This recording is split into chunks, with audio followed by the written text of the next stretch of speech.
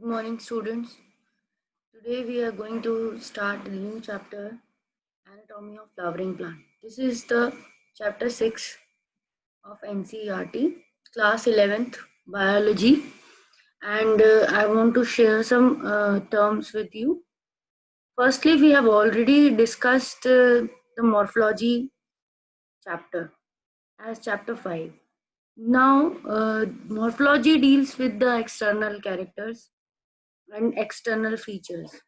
If we describe any external feature, that means we are discussing the morphology.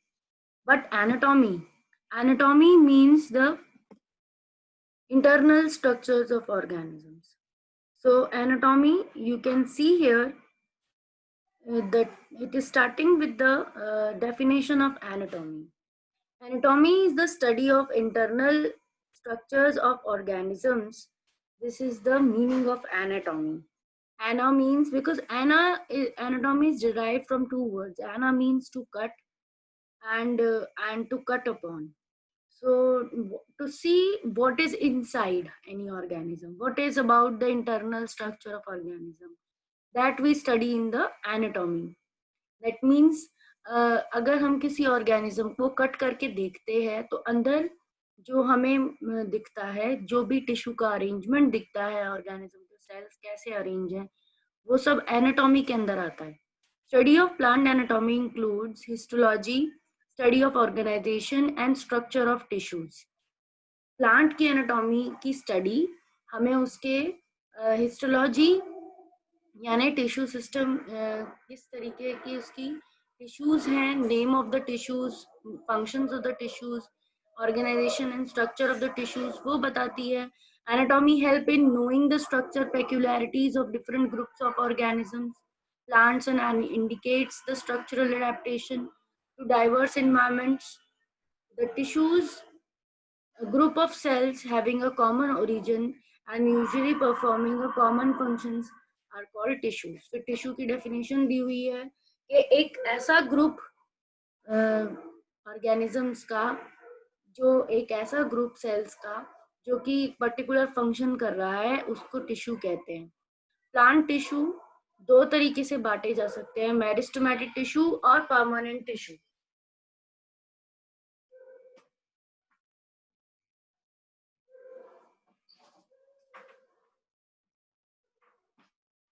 So meristematic tissue and permanent tissue. Meristematic tissue की definition दी हुई है कि meristematic tissue means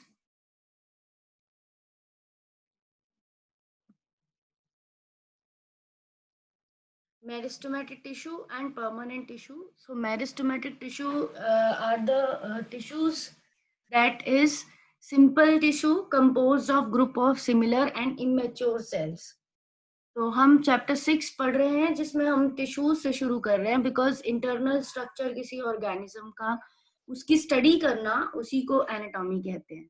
तो सबसे पहला topic tissues आता है कि प्लांट में कितने टिश्यूज हैं, क्या उसके टिश्यूज हैं और उनके क्या फंक्शन है. तो meristematic tissue and permanent tissue, ये डिवीजन दिखा रखा है. Group of cells having a common origin and usually performing common function are called tissues. जिसमें मेरिस्टेमेटिक टिश्यू की डेफिनेशन दी हुई है. Meristematic tissue is a simple tissue composed of a group of similar and immature cells which can divide and form new cells. The meristem which occurs at tips of roots and shoot are called apical meristem. So on the basis of location कि meristematic tissue किधर किधर located है, बताया हुआ है कि meristematic tissue अगर apex पे प्रेजेंट होंगे, मतलब टिप पे प्रेजेंट हैं, तो वो एपिकल मेरिस्टम हो जाएंगे. अगर इंटरकैलरी मेरिस्टम बताया. फिर नेक्स्ट कि occurs between mature tissue specially in grasses, both apical and meristem and intercalary meristem are primary meristem because they appear early in the life of a plant and help to perform from the primary plant body. So intercalary meristem और apical meristem को मिलाकर दोनों को बोलते हैं primary meristem.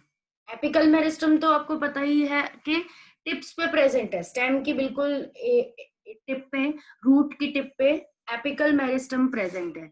और intercalary बताया है मैच्योर टिश्यूज के बीच में नोड्स रीजन पे, जो नोड्स रीजन होते हैं जहां से पत्ते निकलते हैं, डाली निकलती है, उस रीजन पे नए पत्ते निकलने वाले टिश्यूज होते हैं इंटरकैलरी मेरिस्टम। तो इन दोनों को मिला के, एपिकल जो टिप पे मिल रहे हैं, इंटरकैलरी जो नोड्स पे मिल रहे हैं, उन दोनों को मिला के प्राइमरी मेरिस्टम बोलते हैं, बिकॉज यही main plant body, primary plant body बनाता है, किसी भी प्लांट की प्राइमरी बॉडी बनाता है। The meristem which occurs on the sides and take part in increasing the girth of the plant, जो भी मेरिस्टम साइड्स में प्रेजेंट होते हैं, जो प्लांट की डायमीटर को बड़ा करते हैं, वो लेटरल मेरिस्टम कहलाते हैं। Intrafascicular cambium is the primary lateral meristem. Intrafascicular cambium पहला प्राइमरी लेटरल मेरिस्टम होता है, और vascular cambium, court cambium secondary meristem होते हैं। प्राइमरी किसी भी वर्ड के आगे लगाने का मतलब सिर्फ इतना होता है कि वो प्लांट बॉडी में अर्ली बना है। जब प्लांट बॉडी बन रही है तो उस टाइम पर जल्दी, मतलब पहले बनने वाला मेरिस्टम प्राइमरी मेरिस्टम हो जाता है, और वहीं पर लेट बनने वाला जो लाइफ टाइम के दौरान बाद में बना है, वो मेरिस्टम आपका सेकेंडरी मेरिस्टम हो जाता है। तो लेटरल मेरिस्टम में से एक मेरिस्टम जो कि इंट्राफेसिकुलर कैम्बियम वाला मेरिस्टम है, वो प्राइमरी लेटरल मेरिस्टम है, और वास्कुलर कैम्बियम और कैम्बियम वाला जो मेरिस्टम है, वो सेकेंडरी मेरिस्टम है। तो यहाँ पर हम ये देख रहे हैं कि दो तरह के मेरिस्टम हमने देख लिए, primary meristem and secondary meristem, जिसमें प्राइमरी मेरिस्टम में हमने देखा एपिकल और इंटरकैलरी को रखते हैं, और लेटरल मेरिस्टम में हमने देखा इंट्राफेसिकुलर को प्राइमरी लेटरल बोलते हैं, वेस्कुलर कैम्बियम और कॉर्क कैम्बियम को सेकेंडरी लेटरल मेरिस्टम कहते हैं। यहाँ तक क्लियर हो गया? एनाटॉमी का चैप्टर हम शुरू करा है, एनाटॉमी का हम समझ रहे हैं, उसमें हम टिश्यूज समझ रहे हैं सबसे पहले।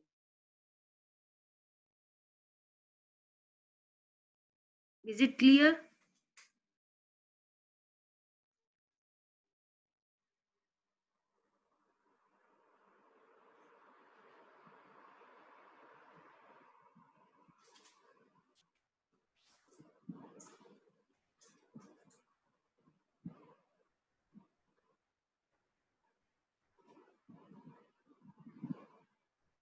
जब आप एनसीईआरटी में देखोगे, आपके पास एनसीईआरटी होगी, you can see in that also कि आपका टिश्यूज से चैप्टर शुरू हुआ है। I am sharing the NCERT pages with you so that you can have a look. If you don't have NCERT, you can download from CBSE sites.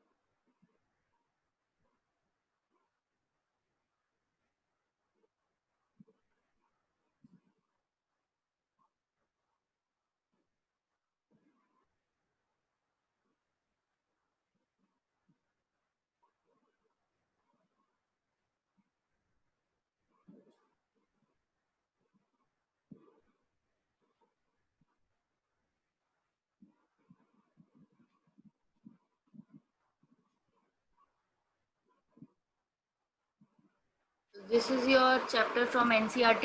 You can see anatomy of flowering plants.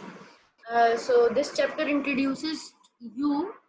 This chapter introduces you to the internal structure and functional organization of higher plants. So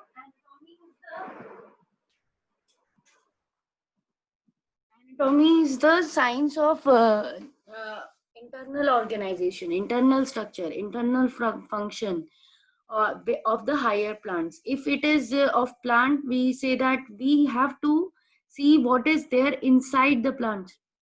So every living organism is made of cell, that we all know. तो anatomy में भी हमको internal structure पढ़ना है plant का, तो plant का internal structure पढ़ने की स्टडी को एनाटॉमी बोल रहे हैं। प्लांट के अंदर सेल्स होते हैं, सेल्स ऑर्गेनाइज होते हैं टिश्यूज के अंदर, and then tissues are organised into various internal structures. ठीक है, टिश्यूज कई तरीके के होते हैं। Tissues can be meristematic tissue. If we broadly divide plant tissue को, प्लांट टिश्यू 9th में भी एक चैप्टर था जिसमें हमने पढ़ा था कि मेरिस्टेमेटिक और परमानेंट टिश्यूज में प्लांट के अंदर हमने डिवीजन किया था। तो टिश्यू की डेफिनेशन से शुरू हो रहा है चैप्टर के। Tissue is a group of cell having a common origin and usually performing a common function. A plant is made up of different kind of tissue. Tissues are classified into two main groups, meristematic and permanent tissue, based on whether the cells are being formed or capable of dividing or not. तो इस तरीके से tissues कि वो divide कर सकते हैं कि नहीं कर सकते, उसके बेसिस पे टिश्यूज दो तरीके के हैं। जो टिश्यूज ज्यादातर डिवाइड होते रहते हैं उनको मेरिस्टेमेटिक टिश्यू बोला है, जो रैपिडली डिवाइड करके नए सेल्स बना सकते हैं। और जो टिश्यूज डिवाइड नहीं हो सकते, दे आर कॉल्ड परमानेंट। ठीक है, मेरिस्टेमेटिक टिश्यू की डेफिनेशन दी हुई है कि growth in the plant is largely restricted to specialised regions of active cell division called meristem. तो एक प्लांट में जो ग्रोथ है वो स्पेशल रीजन में ही होती है, वहां पर ज्यादा एक्टिव सेल डिवीजन होता है। उन रीजन्स को मेरिस्टम्स बोलते हैं। मेरिस्टोस वर्ड से ये आया है, ओरिजिन हुआ है इसका। इसका मतलब होता है डिवाइडेड। तो वहां पर सबसे ज्यादा एक ही एक्टिविटी हो रही है कि बार बार सेल्स डिवाइड हो रहे हैं। Plants have different kinds of meristem. Plant के अंदर तरह तरह के मेरिस्टम होते हैं, जैसे कि लोकेशन के बेसिस पे टिप्स पे जो प्रेजेंट होता है, चाहे रूट टिप पे प्रेजेंट हो चाहे शूट टिप पे प्रेजेंट हो, वो मेरिस्टम कहलाता है एपिकल मेरिस्टम। तो ये पौधे के प्राइमरी टिश्यू बनाता है, मतलब पौधा सबसे पहले जो टिश्यूज बना रहा है वो प्राइमरी मेरिस्टम्स ही बना रहा है। एपिकल शूट टिप बना रहा है, रूट टिप बना रहा है, क्योंकि बीज से जब पौधा निकलेगा तो बीज से सबसे पहले वो एक सीडलिंग में जब कन्वर्ट होगा तो वो ऊपर की तरफ स्टेम की टिप्स बनाएगा और नीचे की तरफ रूट की टिप्स बनाएगा। तो सबसे पहला प्राइमरी टिश्यू बनने वाला जो टिश्यू है वो प्राइमरी मेरिस्टम होगा, और जल्दी जल्दी सेल डिवाइड होंगे इसमें। सेल्स भी बहुत जल्दी जल्दी डिवाइड होते हैं, तो इस वजह से बोला गया है कि ये प्राइमरी टिश्यूज हैं प्लांट के। देन इसका डायग्राम भी दिखा रखा है एनसीईआरटी का में ही। 6.1 फिगर आपको एपिकल मेरिस्टम दिखा रही है, बता रही है कि रूट का बताया है। A figure is for root and B figure is for shoot. यहाँ पे देखिए, ये पौधे की रूट टिप को कट करके अगर हम देखें तो हमें इस तरह का स्ट्रक्चर दिखता है जो हमें फर्स्ट में दिख रहा है। रूट कैप जैसा, एक कैप जैसा जैसे टोपी होती है वैसा कोनिकल नीचे की तरफ बेस दिख रहा है। इनिशियल ऑफ रूट कैप्स दिख रहे हैं, मतलब वहां पर रूट कैप के इनिशियल, वहां से रूट कैप शुरू हो रही है और नीचे तक रूट कैप एक्सटेंड हो रही है। Then initials of central cylinder and cortex. Cortex एक अंदर का इंटरनल सेंट्रल रीजन होता है प्लांट में, तो इसीलिए वो बोला है कि वहां पर कॉर्टेक्स रीजन है। देन प्रोटोडर्म दिया हुआ है। प्रोटोडर्म मतलब इनिशियल एपिडर्मिस, मतलब रूट की आउटर लेयर, तो प्रोटोडर्म बोल दिया उसको। देन सेंट्रल सिलेंडर बोल दिया। तो कॉर्टेक्स सेंट्रल सिलेंडर को कवर करके रखा है और कॉर्टेक्स को कवर करके रख रहा है प्रोटोडर्म। ये तीन कंसेंट्रिक लेयर्स बोल सकते हैं। सबसे अंदर है सेंट्रल सिलेंडर, देन है कॉर्टेक्स, देन है प्रोटोडर्म। दिख रहा है आपको डायग्राम में? इस तरीके से आपको डायग्राम बनाना भी है, एग्जाम में आएगा, और समझना भी है कि सबसे अंदर कॉर्टेक्स है, सबसे अंदर सेंट्रल सिलेंडर है जिसके अंदर आपके जाइलम फ्लोएम होते हैं। यहाँ दिखा नहीं रखे क्योंकि वो परमानेंट टिश्यूज होते हैं, इसीलिए उन्हें दिखा नहीं रखा। तो सेंट्रल सिलेंडर, उसके बाद कॉर्टेक्स, उसके बाद प्रोटोडर्म बाहर की तरफ आ रहे हैं जब, और फिर बाद में root initials, root cap initials, root apical meristem. तो रूट कैप इनिशियल्स के जस्ट ऊपर एक सेल्स का एक शेडेड रीजन बना रखा है और उसको मार्क कर रखा है कि रूट एपिकल मेरिस्टम है। ठीक है, वहां पर रूट, वहां पर जल्दी जल्दी सेल डिवाइड हो रहे हैं, और ऊपर एक बंच ऑफ सेल्स भी दिखा रखा है डिवाइड होते हुए, सेल्स दिखा रखे हैं बहुत सारे। अब आप शूट टिप पे आओगे अगर, तो शूट टिप पे आपको दो तीन लेबलिंग्स बना रखी हैं। और आपको अगर स्टेम के अंदर आप देखो तो एक बड दिखा रखी है, ये बड है, सेंट्रल बड। इसमें शूट एपिकल मेरिस्टेमेटिक जोन बोल रखा है, और उसके साइड में 2 लीव्स करके, जैसे हम नमस्ते करते हैं उस तरह से हाथों की पोजीशन जैसे क्लोज हो रखी होती है, उस टाइप से शूट एपिकल मेरिस्टम के पास 2 लीफ प्राइमोडियम है, 2 पत्ते हैं जो कि आपस में क्लोज उसने बड को बांध रखा है। आप जब भी कली देखते होगे, किसी भी बड को देखते होगे, तो उसके ऊपर लीव्स देखना आपको दिखते ही है, लीफ से कवर रहती है, उसको प्रोटेक्ट करते हैं, क्योंकि तो इसीलिए वहां पर 2 लीफ जैसे स्ट्रक्चर हैं शूट एपिकल मेरिस्टम को जस्ट कवर करते हुए, और साइड में उन लीव्स के साइड में एक्सिलरी बड, वहां पर बड आपको दिख रही है, एक्सिलरी बड उसको मार्क किया हुआ है, एंड डिफरेंशिएटिंग वस्कुलर टिश्यूज, और डिफरेंशिएटिंग वस्कुलर टिश्यूज मतलब जाइलम और फ्लोएम बनते हुए दिखाई दे रहे हैं। तो ये आपका डायग्राम हो गया एपिकल मेरिस्टम का, रूट एपिकल मेरिस्टम का और शूट एपिकल मेरिस्टम का। Root apical meristem occupies the tip of the root, while shoot apical meristem occupies the distant most region of the stem axis. तो root apical meristem तो root tip पे होती है, जबकि shoot apical meristem आपका दूर stem axis पे होता है, मतलब स्टेम कितना ऊंचा है, कितना दूर तक जा रहा है, वहां पर आपका शूट एपिकल मेरिस्टम जाता है। अब नेक्स्ट फिगर,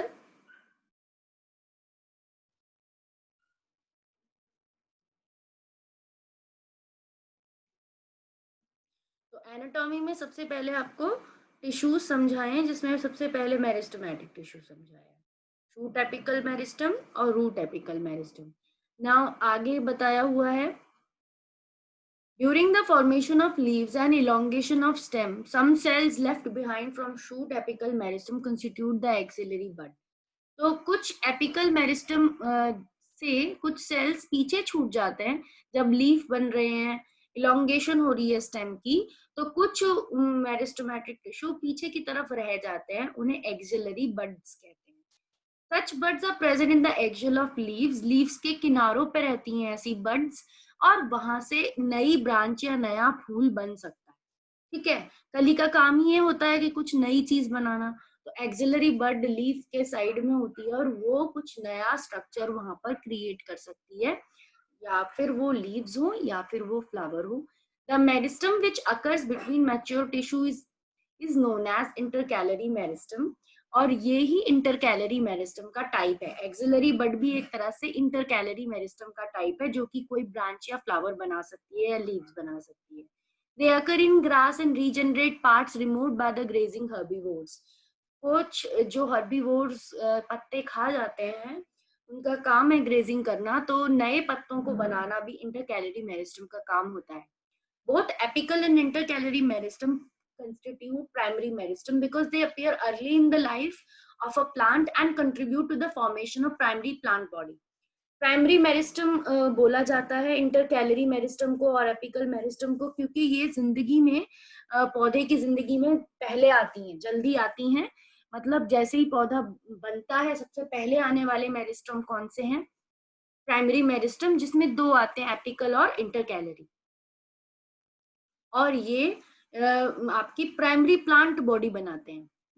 प्लांट को खुद, जो नया प्लांट बन रहा है सीड में से, वो इन प्राइमरी मेरिस्टम की वजह से ही बनता है। अब बताया है नेक्स्ट पैराग्राफ में सेकेंडरी मेरिस्टम्स के बारे में।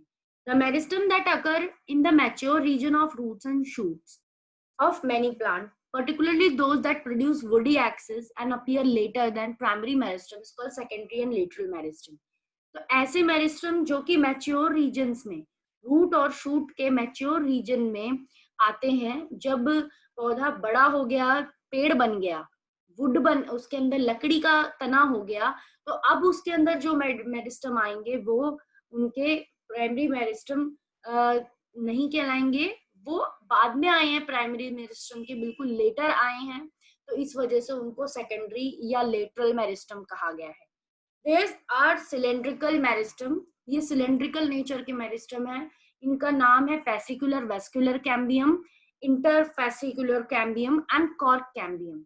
तीन इनके नाम दिए हुए हैं।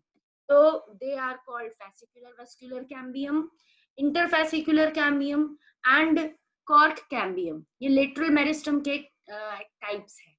तो they are responsible for producing the secondary tissues. ये सेकेंडरी टिश्यूज बनाने के लिए रिस्पॉन्सिबल है। यानी कि पौधा जब पेड़ बन जाता है, बड़ा हो जाता है, तब भी उसके अंदर थोड़े बहुत मेरिस्टम रहते हैं, जो यहाँ पर तीन नाम दिए हुए हैं, fascicular vascular, interfascicular cambium and cork cambium. इनसे जो नए सेल्स बनते हैं एज्ड प्लांट्स में, बड़े प्लांट्स में, ट्रीज में, तो काफी साल के जो पेड़ हो जाते हैं उनके अंदर इनसे भी नए नए सेल्स बनते हैं, उनकी ग्रोथ बंद नहीं हो जाती, चाहे वो कितने भी साल का पेड़ हो। तो इसीलिए इनको सेकेंडरी टिश्यूज या सेकेंडरी मेरिस्टम बोला जाता है। Following division of cells in both primary as well as secondary meristem, the newly formed cells become structurally and functionally specialized and lose the ability to divide.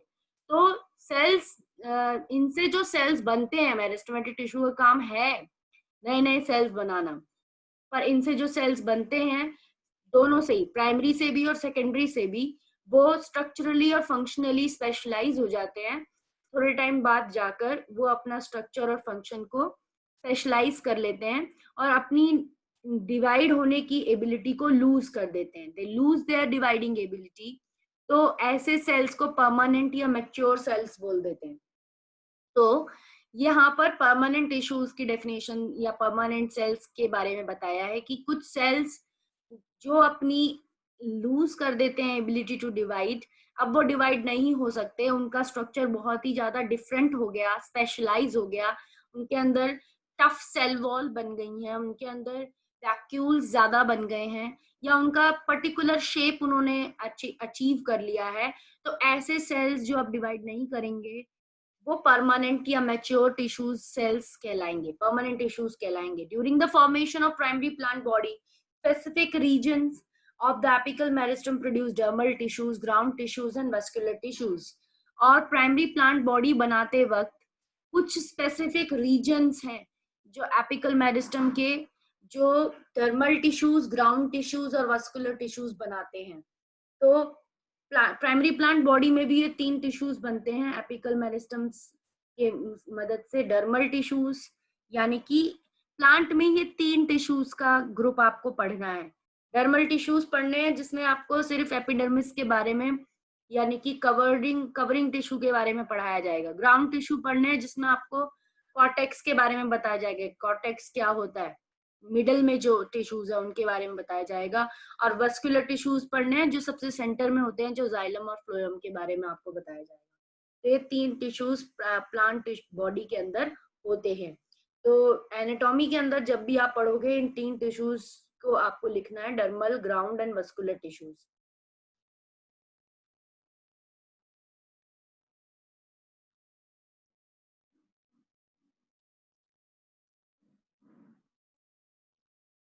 Next page जो आपका NCERT में दिया है वो permanent tissues दिखा रखा है, ये आपका नेक्स्ट पेज है। परमानेंट टिश्यूज क्योंकि इंट्रोड्यूस कर दिया है पिछले पेज पे, तो परमानेंट टिश्यूज में डेफिनेशन बताइए। The cells of permanent tissues do not generally divide further. Permanent tissues के सेल्स दोबारा डिवाइड नहीं करते। And permanent tissues having all cells similar in structure and function are called simple tissues. जो permanent tissues, जिन permanent tissues के अंदर sales similar होते हैं स्ट्रक्चर में और फंक्शन में, उन्हें सिंपल परमानेंट टिश्यूज कहते हैं। जैसे ये यहाँ पर दिख रहा है ए, ये पैरेन्काइमा का पूरा टिश्यू है, एक साथ एक जैसे सारे सेल्स हैं यहाँ पर। every cell is of same kind and this is a bunch of similar cells। so इस तरह के permanent tissues simple permanent tissues कहलाते हैं, जिनके अंदर एक ही तरह के सेल्स होते हैं। Group of same type of cells are there.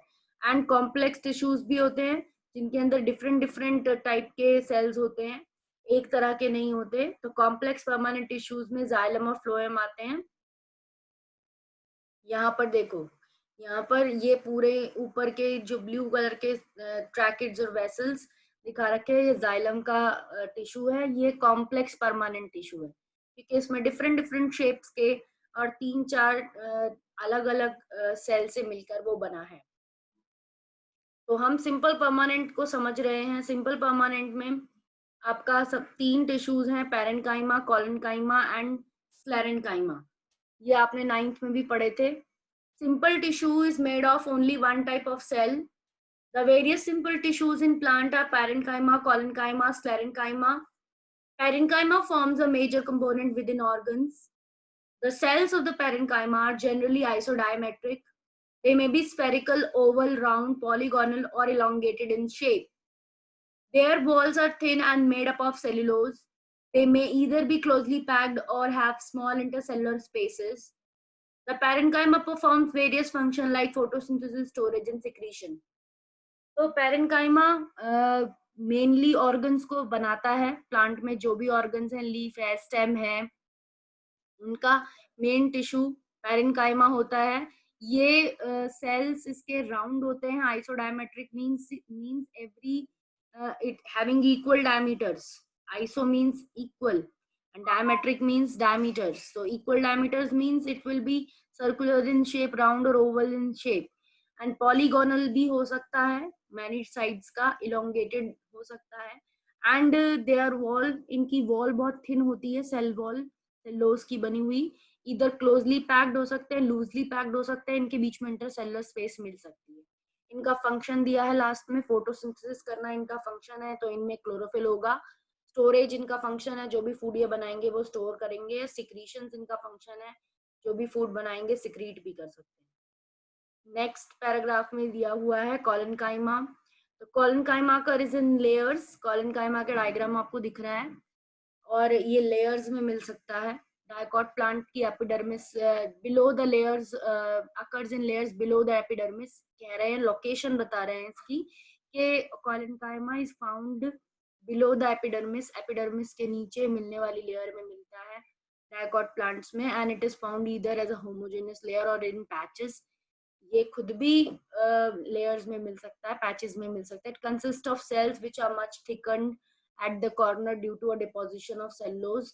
Corners पे इसके सेल्स बहुत थिक होते हैं क्योंकि वहां पर सेलुलोज ज्यादा डिपॉजिट होता है.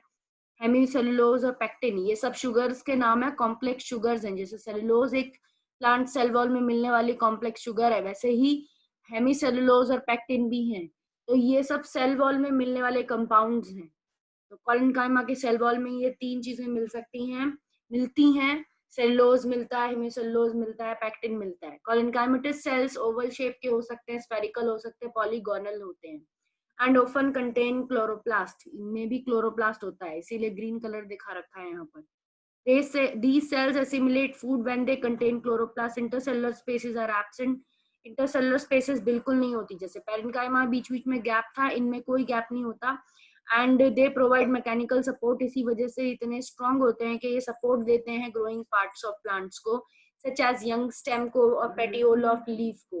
लीफ के स्ट्रक्चर को ये सपोर्ट देते हैं, मैकेनिकल सपोर्ट. एंड इनका काम सपोर्ट देना होता है. स्क्लेरेन्काइमा, लास्ट टिश्यू जो आपको दिख रहा है वो स्क्लेरेन्काइमा है. लॉन्ग होता है, नैरो सेल्स होते हैं इसके, thick and lignified cell wall होती हैं.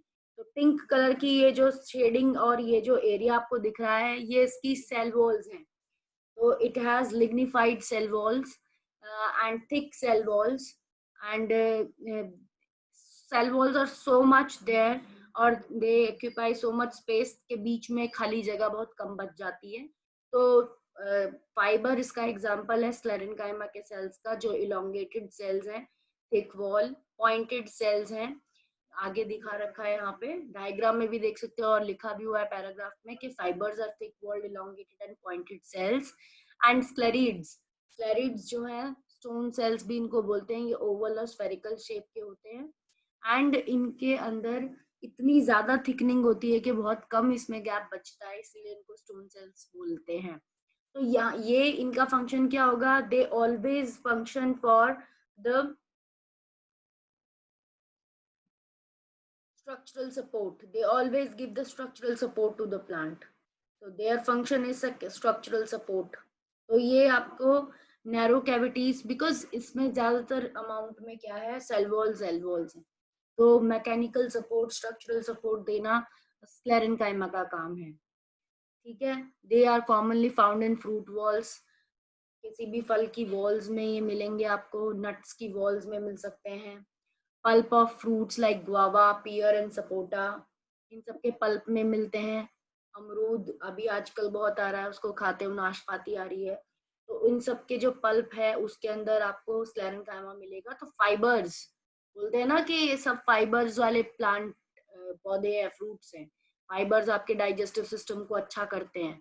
तो ये फ्रूट्स आपको फाइब्रस फ्रूट्स हैं। स्क्लेरेंकाइमा मैकेनिकल सपोर्ट भी देता है। अगर ये कोकोनट का ऊपर का कवरिंग भी स्क्लेरेंकाइमा का होता है, आलमंड आप अखरोट या फिर आप बादाम तोड़ते हो तो उसकी जो गिरी के ऊपर का जो टफ कवर होता है वो क्या होता है, दैट इज योर स्क्लेरेंकाइमा। तो मैकेनिकल सपोर्ट करना प्लांट को स्क्लेरेंकाइमा का काम है।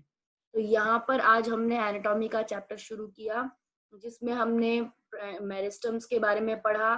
कितने मेरिस्टम्स हैं, प्राइमरी मेरिस्टम्स क्या हैं, एपिकल मेरिस्टम्स क्या हैं। फिर हमने देखा कि एपिकल और इंटरकैलरी को प्राइमरी मेरिस्टम कहते हैं। ये डायग्राम समझा, रूट टिप का, शूट टिप का। ये डायग्राम आपको आपकी कॉपी में बनाना है और शॉर्ट में नोट्स बनाने हैं आपको।